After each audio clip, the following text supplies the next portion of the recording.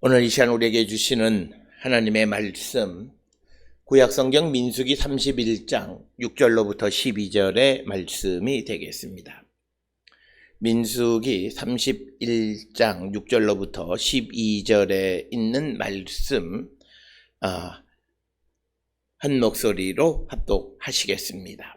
모세가 각 지파에 1000명씩 싸움에 보내되 제사장 일르아살의 아들 비느하스에게 성소의 기구와 신호나팔을 들려서 그들과 함께 전쟁에 보내매 그들이 여호와께서 모세에게 명령하신 대로 미디안을 쳐서 남자를 다 죽였고 그 죽인 자 외에 미디안 5 왕을 죽였으니 미디안의 왕들은 에위와 레겜과 수루와 후루와 레바이며 또 부월의 아들 발람을 칼로 죽였더라. 이스라엘 자손이 미디안의 부녀들과 그들의 아이들을 사로잡고 그들의 가축과 양떼와 재물을 다 탈취하고 그들이 거처하는 성읍들과 촌락을 다 불사르고 탈취한 것 노력한 것 사람과 짐승을 다 빼앗으니라. 그들이 사로잡은 자와 노력한 것과 탈취한 것을 가지고 여리고 맞은편 요단강가 모압 평지의 진영에 이르러 모세와 제사장 일르아살과 이스라엘 자손의 회중에게로 나오니라. 아멘. 오늘 우리가 함께 읽은 민수기 31장 6절로부터 12절에 있는 말씀은 이제 하나님의 명령을 받아서 미디안에 대한 그 원수를 갚은 이스라엘 백성들이 그 미디안 사람들을 진멸하고 그들이 노력한 것과 탈취한 것을 가지고 모압 평지에 있는 이스라엘 진영으로 돌아왔다라고 하는 내용이 오늘 주시는 본문의 말씀이 되겠습니다. 특별히 오늘 주시는 본문의 말씀에서 우리가 지난 시간에도 살펴보았듯이 모세가 각 지파에서 1000명씩 싸움에 보내되 제사장의 아들 엘르아살의 아들인 비느하스에게 성소의 기구와 신호나팔을 들려서 그들과 함께 전쟁에 보냈다라고 하는 것입니다. 특별히 오늘 주시는 6절의 본문의 말씀에서 보면 이제 각 지파에서 1000명씩 나왔다라고 하는 거죠. 오늘 주시는 이 본문에서 이스라엘 백성들이 미디안과의 전쟁은 하나님의 명령에 의한 전쟁, 즉 성전, 그 중에서도 여호와의 전쟁이다라고 하는 그런 이름을 우리가 붙일 수 있고, 특별히 오늘 주시는 이 말씀에서 전쟁에 여호와께서 함께 하신다라고 하는 것을 상징하는 것이 6절에 대제사장인 엘르아살의 아들 비느하스가 성소의 기구와 나팔을 가지고 전장터로 나갔다라고 하는 그것을 통해서 이 전쟁에 여호와께서 함께 하셨다라고 하는 것을 알 수 있고, 그래서 오늘 주시는 본문 6절에서는 하나님의 명령을 수행하는데 이스라엘 지파들 가운데에서 예외되어지는 자 없이 모두가 다 그 전쟁에 참여함을 보여주는 말씀이고, 특별히 레위인들은 그들이 땅을 받지는 않았지만 그러나 레위인들 가운데에서 제사장인 바로 엘르아살의 아들 비느하스 역시 전쟁에 참여하게 되므로 이스라엘 지파들 가운데에서 하나도 예외되지 않았다라고 하는 거죠. 오늘 주시는 이 본문의 말씀을 통해서 우리가 분명하게 기억하셔야 되는 것은 하나님께서 커뮤니티, 즉 이스라엘 백성들에게 주신 명령을 수행하는 데 있어서 단 한 사람의 예외도 있어서는 아니 된다라고 하는 것을 우리에게 보여주는 그런 말씀이 오늘 주시는 6절의 말씀이 되겠습니다. 그래서 하나님의 명령, 하나님께서 특별히 그 공동체 이스라엘 백성들 전체에게 미디안에게 대한 하나님의 원수를, 여호와의 원수를 갚으라고 하는 그 명령을 수행하는 데 있어서 전쟁을 잘하는 일반 사람들 몇 명만 하는 것이 아니라 모든 지파가 그 전쟁에 참여하는 것이 매우 중요하다. 그래서 하나님께서 어떤 공동체에 주신 명령을 이행할 때에는 그 공동체를 구성하는 모든 구성원들이 그 명령을 함께 수행하는 자가 되어야 함을 우리에게 가르쳐 주시는 말씀이 오늘 주시는 본문의 말씀이 되겠습니다. 특별히 6절에서 각 지파의 1000명씩 싸움에 보내되 이렇게 기록이 되어 있습니다. 각 지파에서라고 하는 것이 강조되어져 있고, 우리가 그 전 시간에도 보았듯이 5절에서 각 지파에서 1000명씩, 각 지파에서 1000명씩, 우리말 한글 번역에는 그냥 각 지파에서 1000명씩 이렇게 기록이 되어 있지만, 그러나 히브리어 원문에서는 각 지파에서 1000명, 각 지파에서 1000명, 이게 2번 반복이 되어 있다라고 하는 것은, 여기서 강조하는 것은 한 지파도 예외되지 아니하고 하나님의 명령을 준행했다라고 하는 겁니다.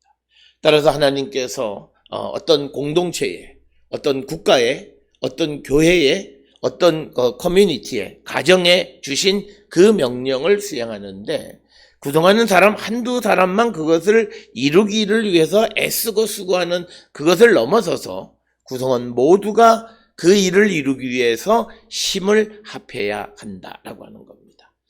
오늘 주시는 본문에서 각 지파에서 1000명씩에서 12,000명을 보내는데, 우리가 알다시피 이스라엘 지파들의 인구조사 20세 이상으로 전쟁을 나갈 만한 사람들의 계수를 하면 어느 지파도 12,000명이 넘습니다.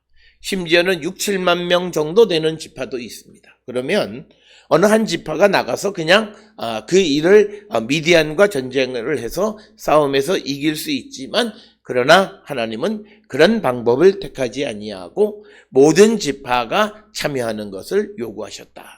이것을 통해서 우리에게 보여주는 것은, 하나님의 공동체라고 하는 것은 하나님의 일을 위해서 구성원 모두가 힘을 합하는 것을 의미한다라고 하는 것입니다. 따라서 오늘 주시는 이 본문을 통해서 오늘 우리가 믿음의 삶을 살아가며 우리는 가정의 구성원이고 또 섬기는 어느 교회의 구성원이고, 그럴 때 우리가 하나님께서 우리 가정에게 또 그리고 우리 교회에게 주신 어떤 하나님께서 주신 미션을 수행하는 데 있어서 우리는 내가 여러 가지 이유로 내가 그 뒷걸음질 쳐서는 안 된다라고 하는 것을 우리에게 보여주면서 모든 지파가 다 그 하나님의 명령을 수행하는데 나서야 됨을 강조하고 있는 말씀이 되겠습니다. 오늘 우리가 살고 있는 이 시대에는 믿음이 굉장히 잘못되어져서, 그러니까 기독교적 신앙이 아닌 신앙을 가지고 있는 사람들이 많아요. 그건 뭐냐면 이 믿음을 통해서 내게 유익한 것만 취할 수 있다고 생각하는 잘못된 생각이에요. 성경은 절대 나 혼자 유익해질 수가 없어요. 예수를 만난 사람, 또 성령을 체험한 사람은 나를 위해서 살아가는 사람이 아니다라고 하는 거예요. 우리가 꼭 기억하셔야 되는 것은 고린도후서 5장 15절에 있는 말씀을 우리는 꼭 기억해야죠. 왜 예수님이 우리를 위해서 십자가에 달려 돌아가셨느냐? 이제 우리가 예수님의 십자가 보혈로 생명을 얻은 우리가 나를 위해서 살지 아니하는 것. 중요한 것은 나를 위해서 살지 않는 거예요. 그것은 결국은 내가 그리스도와 복음을 위해서, 그리고 내 옆에 있는 이웃을 위한 삶을 살아가는 것. 그래서 성령을 체험했다, 예수를 만났다라고 하는 것의 가장 큰 특징은 다른 사람을 위한 삶을 사는 거예요. 이게 세상과 다른 거예요. 세상은 그냥 자기 혼자 잘 되고 자기 혼자 기쁘고 우리 가족만 잘 되면 되는 거지만, 그러나 정말 예수 그리스도의 은혜 가운데 새 생명을 얻은 사람의 특성은 그가 이제는 자기를 위해서 살지 않는다는 거예요. 그래서 오늘 주시는 말씀에서도 하나님의 은혜를 입고 애굽으로부터 출애굽하는 하나님의 구원의 은총을 입은 이스라엘 백성들은 하나님의 명령을 수행하는 데 있어서 어느 누구도 예외가 있어서는 안 된다라고 하는 거예요. 그래서 우리에게 주어지는 굉장히 중요한 각 지파에서 1000명씩 싸움에 보냈다라고 하는 것, 우리가 성경을 읽을 때 오경이나 또는 여러 전쟁에 관한 이야기에서 각 지파에서 사람을 모아서 나가는 것이 그냥 뭐 그렇게 징집을 해서 전쟁을 했나 보다 하지만, 그러나 여기에는 단지 한 지파로 모든 일을 할 수 있는 그런 전쟁이지만, 하나님이 원하시는 거는 예외 없이 누구나가 다 나가고, 심지어는 제사장 가문에서까지도 전쟁에 나가고, 심지어 하나님도 전쟁에 나가서 그 전쟁을 지휘하시는 분이심을 우리에게 가르쳐 주는 겁니다. 그렇기 때문에 우리가 기독교 신앙을 가지고 있는 사람들이 숨어서 나 혼자 믿음 생활을 한다라고 있을 수 없는 거예요. 그거는 자기 혼자 믿음 생활을 한다고 은혜를 받았다고 하지만, 그러나 그것은 잘못된 것이고 그가 하나님을 만날 수가 없다라고 하는 거예요. 왜? 하나님을 만난 사람의 삶은 숨어서 자기 자신의 부귀와 영화와 자기 자신의 치성을 위한 삶을 살아갈 수가 없고, 타인을 위한 삶, 하나님을 위한 삶, 주님의 일을 감당하는 삶을 살아야 된다. 그래서 각 지파에서 1000명씩 뽑아서 보냈고, 그 다음에 제사장 가문에서도 비느하스를 보냈다라고 하는 거죠. 그래서 비느하스를 보내면서 성소의 기구와 신호나팔을 들려서 보냈다라고 하는 거죠. 특별히 여기에서 신호나팔을 들려 보냈다라고 하는 이 나팔이라고 하는 것은 어떤 전쟁의 계시를 알리는 것, 그리고 그것은 궁극적으로 하나님의 법궤가 전인을 향해서 나가는 것을 알리는 것. 그래서 사실 이 전쟁의 책임자는 비느하스다라고 말을 해도 과언이 아니다. 그래서 제사장 가문의 대표인 비느하스 역시도 전쟁에 참여하게 됐다. 오늘 주시는 본문에 보면 성소의 기구다라고 이렇게 기록이 되어 있는데, 성소의 기구가 구체적으로 무엇인가에 대해서는 언급하고 있진 않아요. 그런데 우리가 성경에 기록된 전쟁에 관한 기록들을 통해서 보면 이 성소의 기구가 어떤 것일 것이다라고 하는 어떤 이 추정을 할 수 있는데, 사무엘상 4장 3절 4절에 보게 되면 거기에서 성소의 기구는 법궤를 들고 나가는 거예요. 그 다음에 또 뿐만 아니라 민수기 27장 21절에서의 그것을 통해서 보면 여기에서 성소의 기구는 우림과 둠밈이라고 우리가 볼 수 있습니다. 민수기 27장 21절에서 엘르아살이 이 우림의 판결을 사용해서 여호와께 여쭈었던 모습을 우리는 알 수 있습니다. 그래서 오늘 주시는 이 비느하스가 가지고 나간 성소의 기구는 법궤일 수도 있고 또는 우림과 둠밈일 수도 있는 겁니다. 그래서 법궤는 하나님의 함께 하심을 나타내는 것이고, 그리고 우림과 둠밈은 즉 어떤 것을 주님에게 물어볼 때고, 그 다음에 신호나팔이라고 하는 이 신호나팔은 전쟁의 계시를 알리는 것이지만, 또 하나는 하나님의 법궤가 전진하는 것을 나타내는 그런 신호나팔, 이것을 들려보냈어. 그래서 6절 안에 포함되어 있는 것, 이스라엘 백성들, 제사장, 그리고 여호와 하나님 모두가 그 전쟁에 나갔다라고 하는 겁니다. 이것이 바로 여호와의 전쟁입니다. 이 하나님의 구원의 역사, 이 구원의 역사에 예외되는 자가 되어서는 안 된다라고 하는 것을 우리에게 가르쳐주는 말씀이 오늘 주시는 말씀입니다.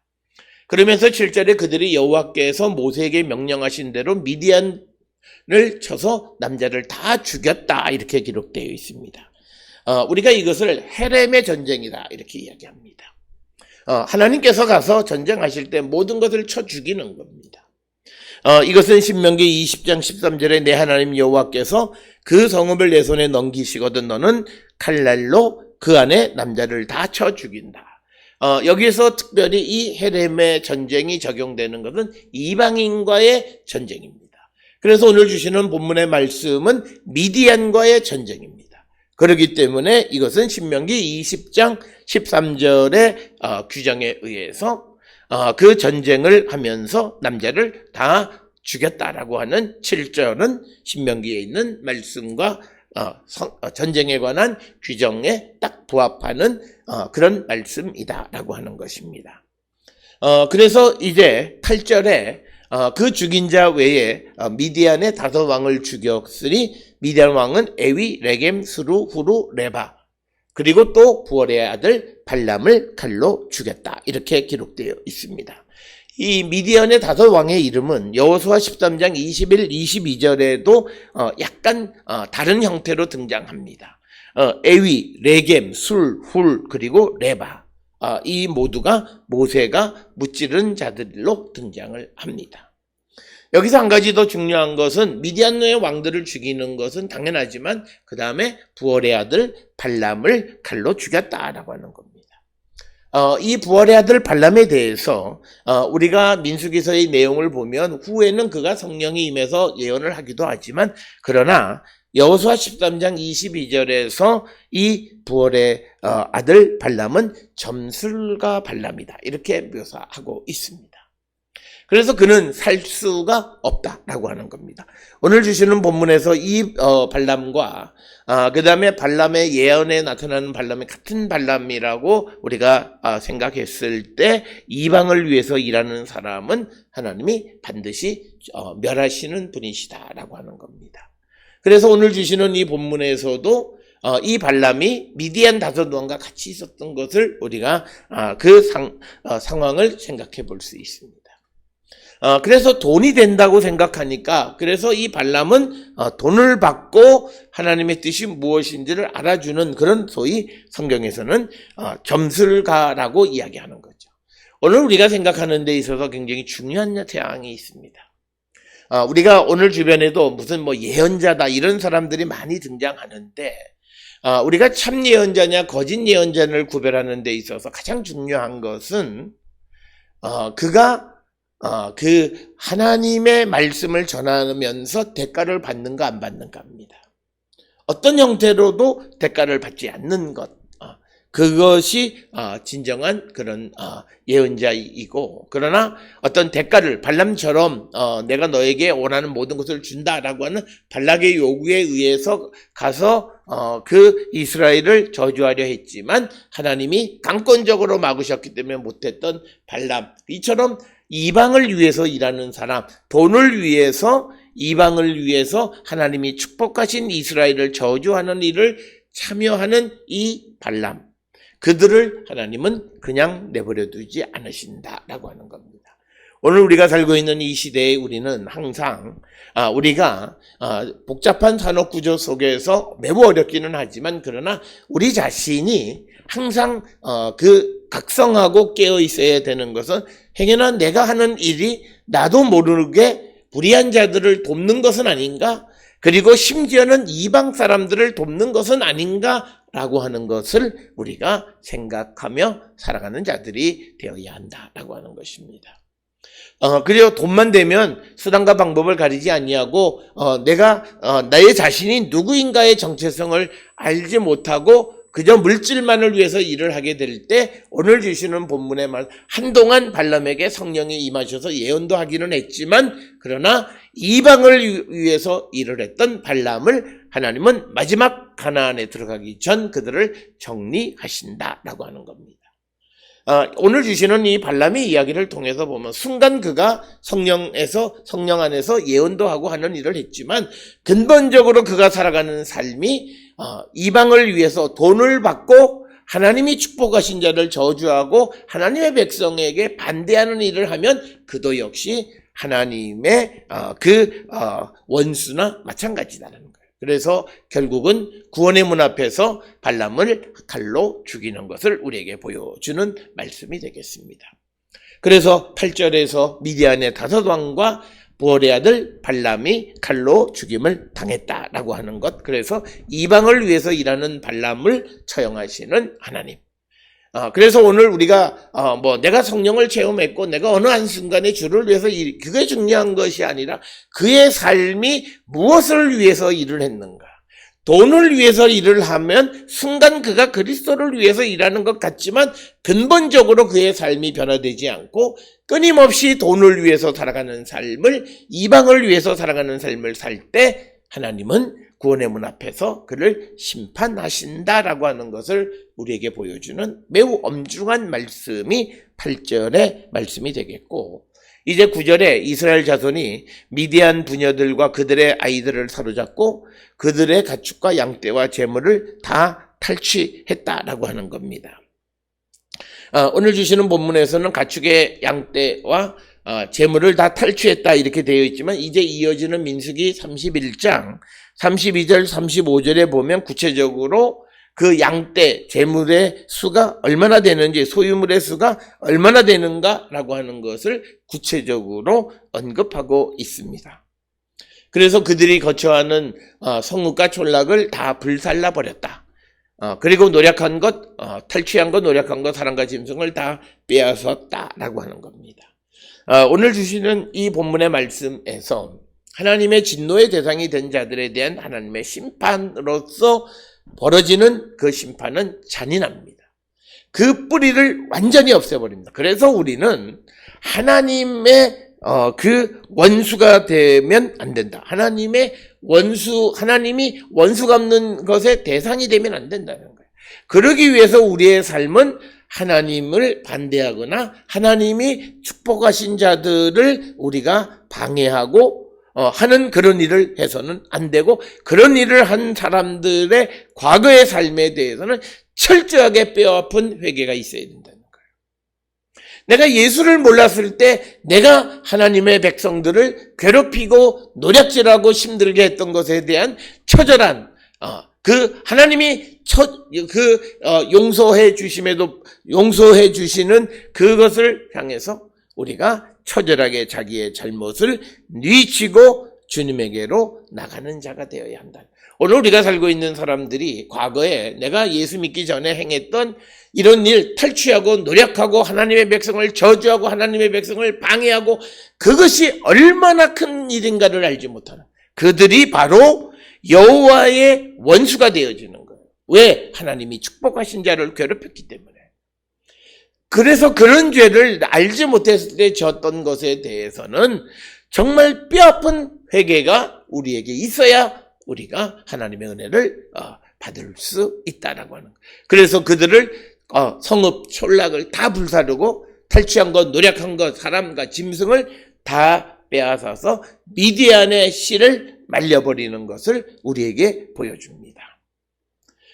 그래서 그들이 12절에 이스라엘 백성들이 사로잡은 자와 노력한 것과 탈취한 것을 가지고 여리고 맞은편 요단 강가 모압 평지 진영에 이르러 모세와 제사장 엘르아살과 이스라엘 자손의 회중에게로 나왔다라고 하는 것으로 이제 전쟁에서의 승리의 이야기의 마무리가 오늘 주시는 본문의 말씀이 되겠습니다.